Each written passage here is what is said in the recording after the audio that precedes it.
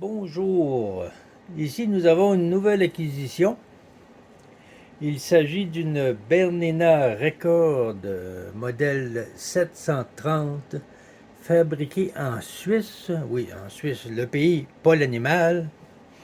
D'après le numéro de série, cette machine a été fabriquée en avril 1965. Elle est en relativement bon état. Euh, J'ai fait un nettoyage préliminaire ici, mais laissez-moi vous montrer dans quel état la machine m'est arrivée. Je vais mettre ça sur pause. Bon, ok. J'ai tourné la machine pour qu'on puisse voir l'endos, parce qu'en avant, j'ai fait un nettoyage préliminaire, mais la machine est arrivée dans un état pitoyable. Un instant, je vais essayer d'agrandir ça un peu ici là, pour vous montrer si le, le panier en plastique qui accompagne la machine, euh, littéralement crotté, crotté plein de poussière, de restants d'insectes et de saletés de toutes sortes. Si j'enlève le boîtier, comme ça ici, comme vous voyez, euh, absolument dégueulasse. Fait que la machine est arrivée comme ça. Même des restants d'insectes et de la poussière, absolument dégoûtant. On va mettre ça ici comme ça. OK. Fait que j'ai fait un nettoyage préliminaire. Et puis, elle semble être en bon état, malgré, comme je vous ai dit, elle est arrivée, elle était dans une boîte de carton sans couvercle. Euh, et puis, la personne qui me l'a apporté m'a expliqué qu'il venait d'acheter une nouvelle maison. Et le propriétaire précédent, qui était une couturière, euh, a laissé la machine sur place et pendant des mois, des mois, des mois, elle n'est pas venue réclamer sa machine.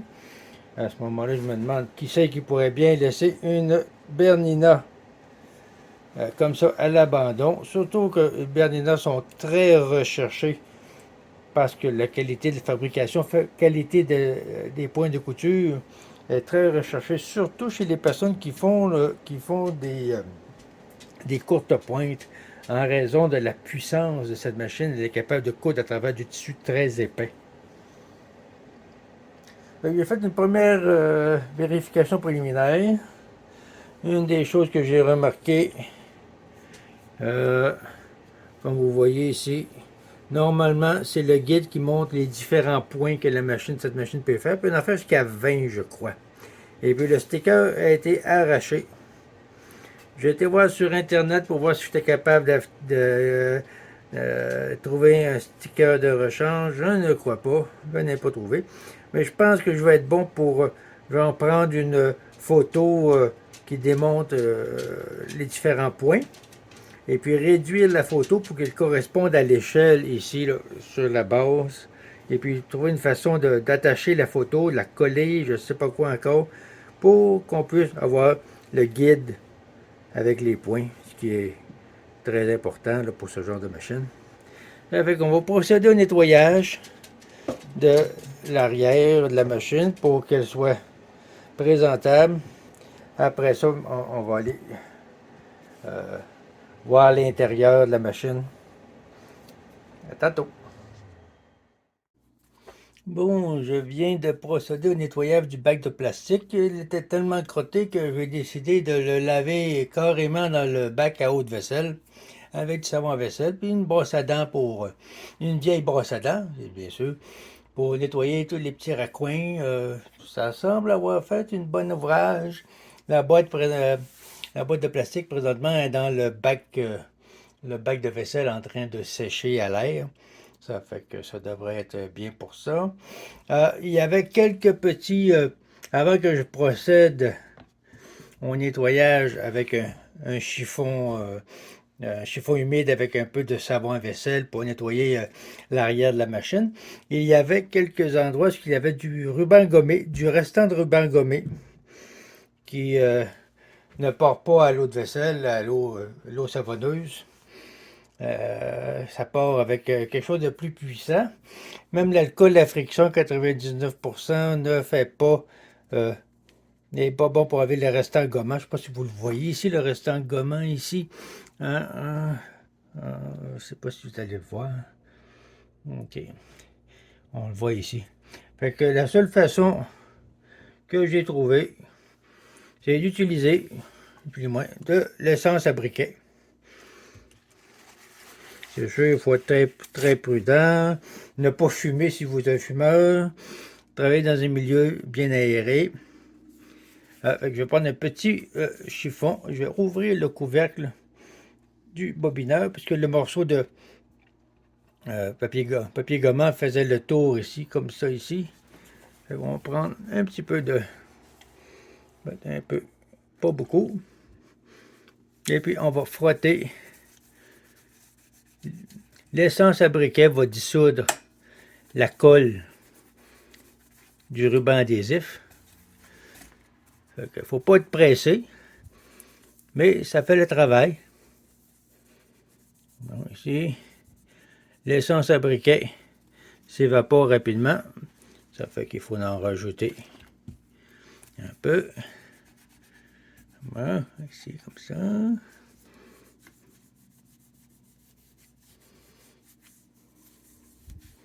Bon, c'est presque tout parti. Excellent, excellent. Bon, on va se toucher pour voir s'il en reste.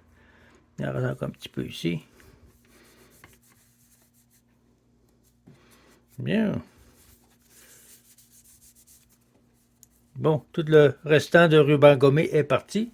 Je vais aller chercher un chiffon humecté d'eau chaude avec un peu d'eau savonneuse pour procéder au nettoyage de l'arrière de la machine pour la rendre plus potable, et puis pas que j'aie le mal de cœur à toutes les fois que je touche à la machine. Et puis on va être bon pour procéder à la vérification et au nettoyage préliminaire. Et voilà, à tantôt. Bon, ok. Là, j'ai mon chiffon à vaisselle imbibé d'eau chaude, mais pas assez pour dégoûter. Et puis j'ai mis un peu de solution savonneuse. Puis j'avais vu ce procédé un nettoyage préliminaire, histoire d'enlever les cochonneries qui sont là depuis je ne sais pas combien d'années, pour rendre la machine un peu moins écœurante à travailler dessus. Même les restants d'insectes. Juste pour dire à quel point ces machines sont souvent maltraitées. Comme la personne qui me l'a donné me dit que la machine fonctionnait parfaitement bien. Enfin, venant d'une personne qui n'a jamais cousu, qui ne sait pas comment utiliser une machine à coudre, tout ce qu'elle a fait, elle a connecté la machine, elle a appuyé sur la pédale, et puis elle a vu que l'aiguille montait et descendait. Ça ne veut pas dire que si l'aiguille monte et descend, ça ne veut pas dire que la machine fonctionne. C'est des gens qui... c'est pas de la malveillance, c'est juste que c'est de l'ignorance. Les gens assument que la machine fonctionne bien parce que l'aiguille monte et descend. Vous allez voir ça souvent sur les sites de vente, que les gens disent la machine est en parfait état, mais ça vient de personnes qui n'ont jamais cousu, qui ont hérité de la machine d'un membre de la famille qui est décédé ou qui est quelque raison que ce soit. Puis la personne en tant que telle, excusez-moi, je viens de cogner la caméra, la personne en tant que telle n'y connaît rien à la couture et assume que la machine fonctionne bien parce que le moteur tourne puis l'aiguille monte et descend. Bon. Fait que là, je viens de terminer le nettoyage préliminaire de l'arrière de la machine. Fait que là, je vais tourner la machine puis on va procéder au nettoyage à l'intérieur de l'engrenage et puis on va voir de quoi il en retourne. OK. Pour procéder au nettoyage, vous allez avoir besoin de plusieurs choses. de coton-tige, communément appelé des Q-tips, qui est la marque de commerce que tout le monde connaît. Vous allez avoir besoin de l'alcool. L'alcool à friction 99% fonctionne mieux que celle que l'on retrouve sur les tablettes. C'est de l'alcool à friction alcool isopropylique à 70%.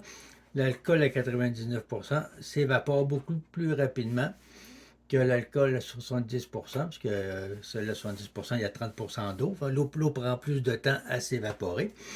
L'alcool isopropylique à 99%, vous devez la demander au pharmacien, parce qu'on ne la retrouve pas sur les tablettes. Les bouteilles sont en arrière du comptoir de la pharmacie.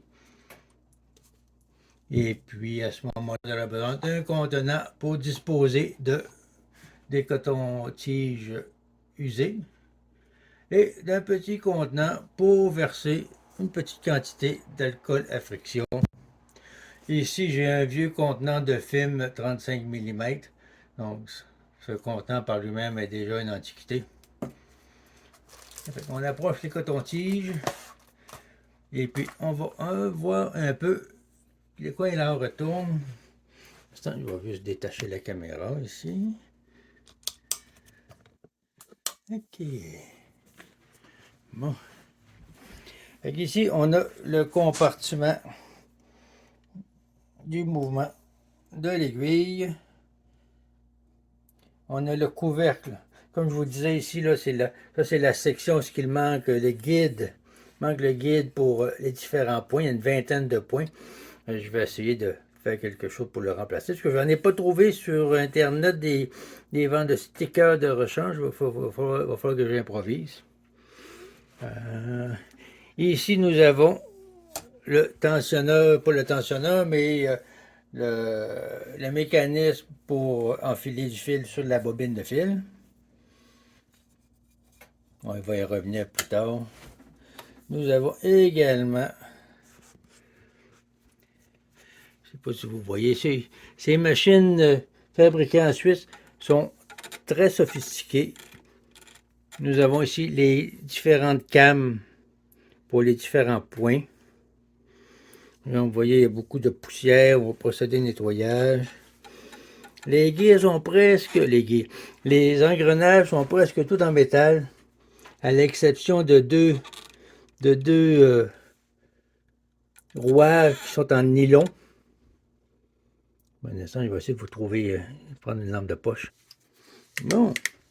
Fait qu'en lampe de poche, vous voyez ici, là, au centre de l'écran, à l'horizontale, ceci est une guire en nylon. Un engrenage en nylon.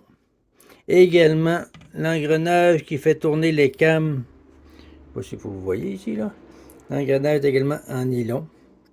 Ces machines Bernina, fabriquées à partir des années 1965 et après, comportent quelques engrenages en plastique, en nylon, qui sont une faiblesse de ce genre de machine.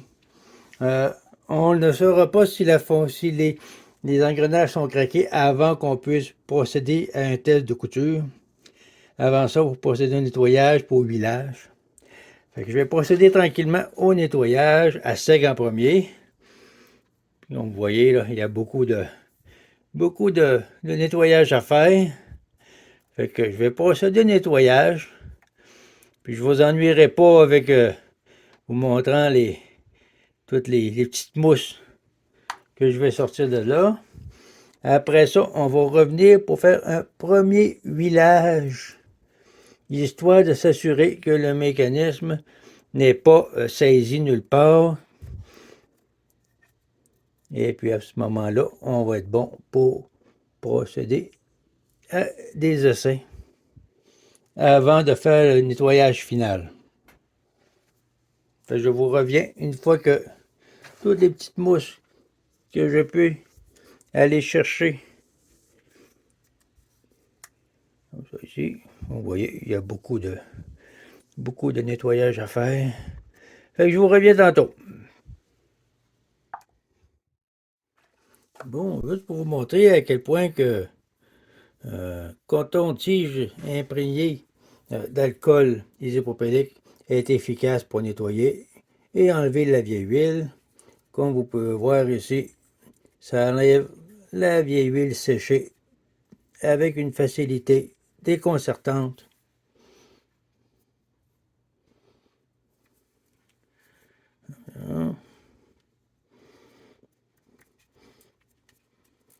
Dans un rien de temps, on va être bon pour travailler avec une machine libre de tout produit qui peut ralentir son mécanisme. Donc, comme ici, si vous voyez ici, là, c'est difficile de faire ça d'une main en tenant la caméra en même temps. Je vais juste tourner le mécanisme un peu ici pour aller voir l'autre côté. Comme vous voyez, la vieille huile ici, là, sur l'engrenage. Et puis avec mon tampon imbibé d'alcool à friction, ça nettoie très rapidement, laissant une surface parfaitement propre qui va être bonne pour être lubrifiée. Ici aussi, nettoyer ce que je peux. Puis comme vous pouvez voir, la compagnie Bernina,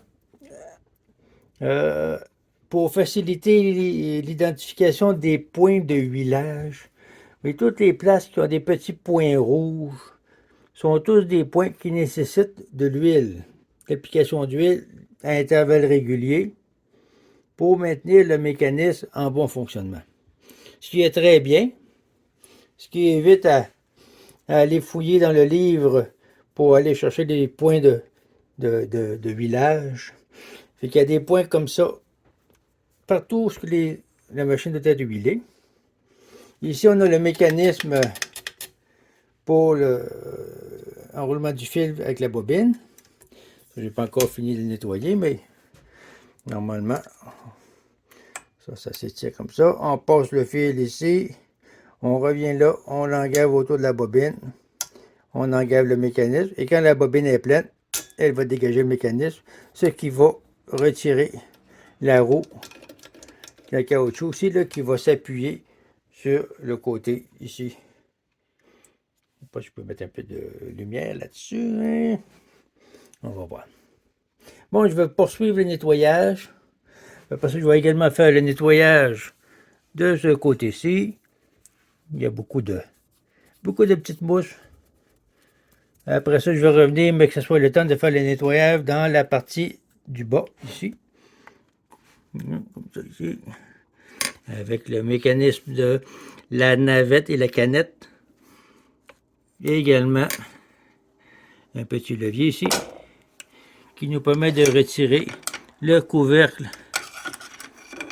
ici, pour avoir accès au mécanisme intérieur. Comme vous voyez, il y a beaucoup de mousse. Et mon Dieu, il y en a beaucoup, hein?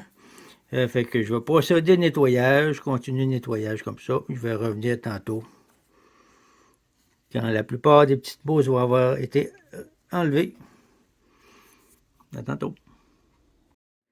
Bon, j'ai pas mal terminé de nettoyer la section du haut et également la section du mécanisme des aiguilles. J'en suis maintenant rendu au mécanisme de la navette et de la canette et de la bobine. Comme vous voyez, il y en a beaucoup. Je pense que ce serait même mieux d'enlever le pied. Le pied, on sectionne le pied, on relève le tout ici et un instant, je vais voir comment ça fonctionne. Ça, c'est pour le bloquer. Ça serait pour l'enlever. On va relever le pied ici comme ça. Et voilà, le pied s'enlève. Ça va être bon pour le nettoyer aussi. Au moins, pendant ce temps-là, il n'est pas dans le chemin. On va continuer d'enlever la plupart des mousses. Il y a même des morceaux de métal. On dirait une broche à papier. Et on enlève le tout. Beaucoup de... Comme vous voyez, là, présentement, j'utilise le coton-tige à sec. Après ça, je vais prendre le coton-tige imbibé d'alcool pour On va faire actionner le mécanisme pour lever un peu la griffe d'entraînement du tissu. Comme ça, j'ai.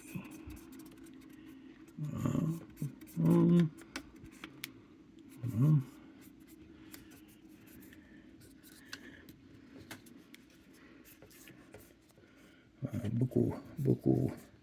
Fait que là, on va abaisser le mécanisme qui maintient la canette. À partir de la mécanisme de la navette, je crois qu'il est fixé en permanence ici. On va le nettoyer, mais d'après ce que je peux voir, c'est du plastique. Dommage.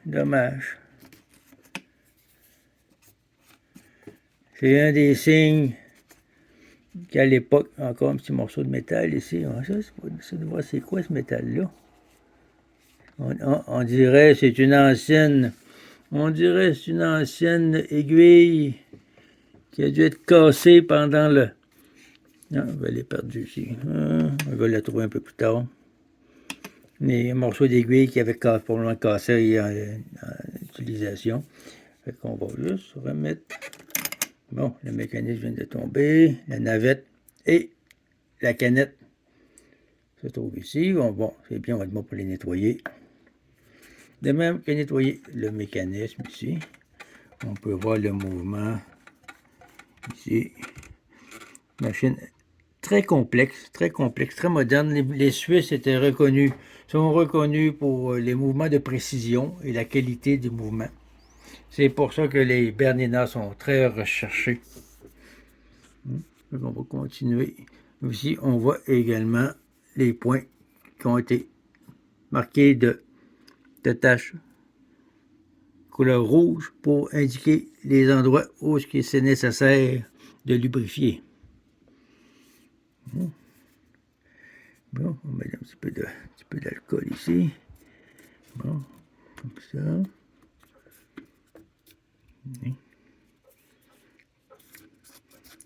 Fait que je vais continuer de nettoyer. Oh, il y a beaucoup de. Mon Dieu. Regarde. C'est quelque chose, hein? Fait que je vous reviens quand j'ai fini d'enlever le plus gros. Après ça, on va procéder à la lubrification du pont supérieur, si je peux décrire ça comme ça, et également pour la base, le pied de la machine. Je reviens.